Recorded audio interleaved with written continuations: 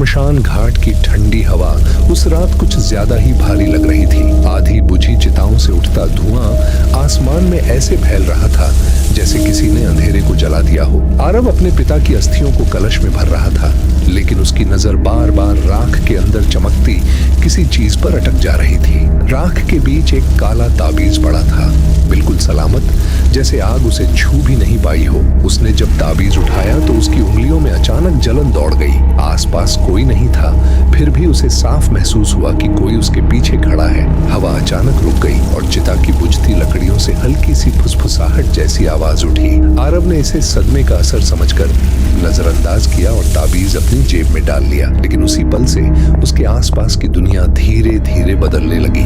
घर लौटने के बाद रात असामान्य रूप से लंबी हो गई। दीवारों पर पड़ती परछाइयां स्थिर नहीं रहती थीं। पंखा बंद होने के बावजूद छत से राख जैसी धूल गिरती रहती। आधी रात को उसकी नींद अचानक खुली। कमरे में जलती लकड़ी और गीली मिट्टी की वही गंध फैल चुकी थी जो श्मशान में थी। आईने में खुद को देखते हुए उसने पाया कि उसके गले में वही ताबीज बंधा हुआ था, जबकि उसने उसे मेज पर रखा था।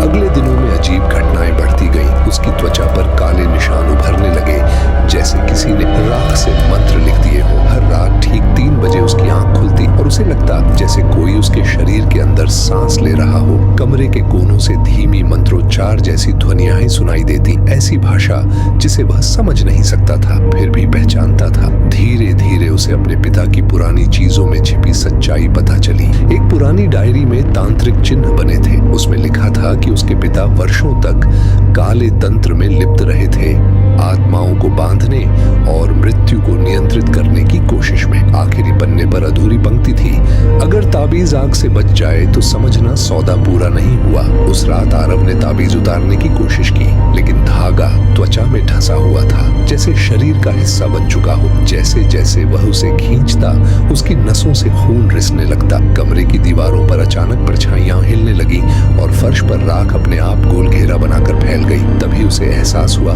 ये ताबीज सुरक्षा के लिए नहीं था, ये किसी आत्मा की कैद थी और अब कैद बदल चुकी थी। कमरे का तापमान गिर गया, उसकी सांसें भारी होने लगी।